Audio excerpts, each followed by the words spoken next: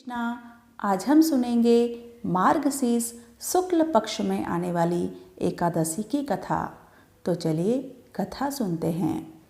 महाराज युधिष्ठिर ने कहा, हे भगवान, आप तीनों लोकों के स्वामी, सबको सुख देने वाले और जगत के पति हैं। मैं आपको नमस्कार करता हूँ। हे देव, आप सबके हितैषी हैं, अतः मेरे संशय को दूर कर मुझे बताइए कि मार्गशीर्ष एकादशी का क्या नाम है। उस दिन कौन से देवता का पूजन किया जाता है और उसकी क्या विधि है, कृपया मुझे बताइए। भक्त वत्सल भगवान श्री कृष्ण कहने लगे, धर्मराज, तुमने बड़ा ही उत्तम प्रश्न किया है। इसके सुनने से तुम्हारा यश संसार में फैलेगा। मार्गशीर्ष शुक्ल एकादशी अनेक पापों को नष्ट करने वाली है। इसका नाम मोक्षदा एकादशी है। इस दिन दामोदर भगवान की धूप, दीप, नैवेद्य आदि से भक्ति पूर्वक पूजा करनी चाहिए। अब इस विषय में मैं एक पुराणों की कथा कहता हूँ। गोकुल नाम के नगर में वैखानस नामक राजा राज्य करता था। उसके राज्य में चारों वेदों के ज्ञाता ब्राह्मण रहते थे। वह राजा अपनी प्रजा का पुत्रवत पालन करता था। एक बार रात्रि में राजा ने एक स्वप्न देखा कि उसके पिता नरक में हैं, तो उसे बड़ा आश्चर्य हुआ। प्रातः वह विद्वानों के पास गया और अपना स्वप्न सुनाया। कहा, मैंने अपने पिता को नरक में कष्ट उठाते देखा है।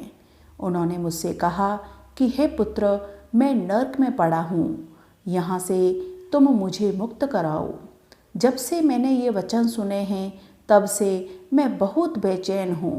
चित्त में बड़ी अशांति हो रही है। मुझे इस राज्य, धन, पुत्र, स्त्री, हाथी, घोड़े आदि में कुछ भी सुख प्रतीत नहीं होता। क्या करूँ?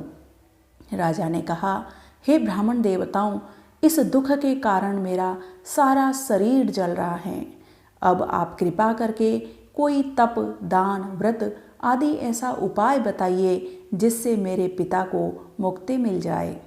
उस पुत्र का जीवन व्यर्थ है जो अपने माता पिता का उद्धार न कर सके।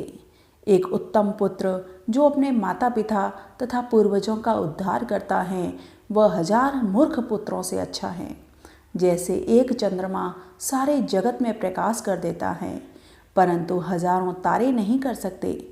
ब्राह्मणों ने कहा, हे राजन, यहाँ पास ही भूत, भविष्य, वर्तमान के ज्ञाता पर्वत ऋषि का आश्रम है। आपकी समस्या का हल वे जरूर करेंगे।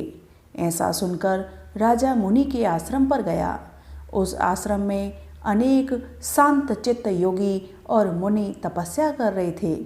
उसी जगह पर्वत मुनि बैठे थे। राजा ने मुनि को साष्टांग दंडवत किया। मुनि ने राजा से सांगोपांग कुशल पूछी।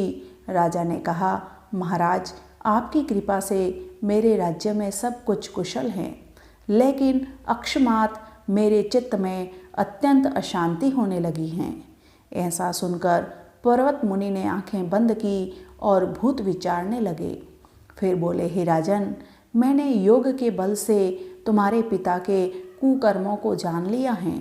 उन्होंने पूर्व जन्म में कामातुर होकर एक पत्नी को रति दी, किंतु सौत के कहने पर दूसरे पत्नी को ऋतुदान मांगने पर भी नहीं दिया। उसी पाप कर्म के कारण तुम्हारे पिता को नरक में जाना पड़ा। तब राजा ने कहा, इसका कोई उपाय हो तो बताइए।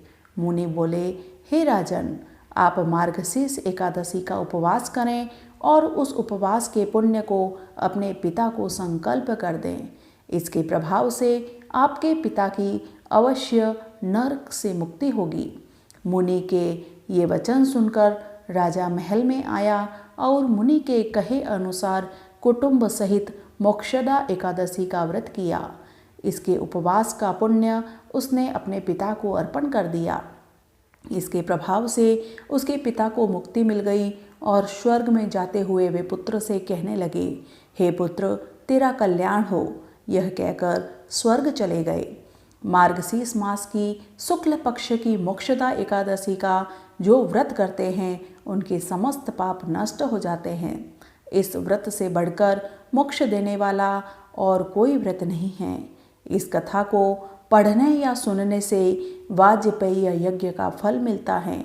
यह व्रत मोक्ष देने वाला तथा चिंतामणि के समान सब कामनाएं पूर्ण करने वाला है। बोलिए श्री कृष्ण कन्हैया लाल की जय।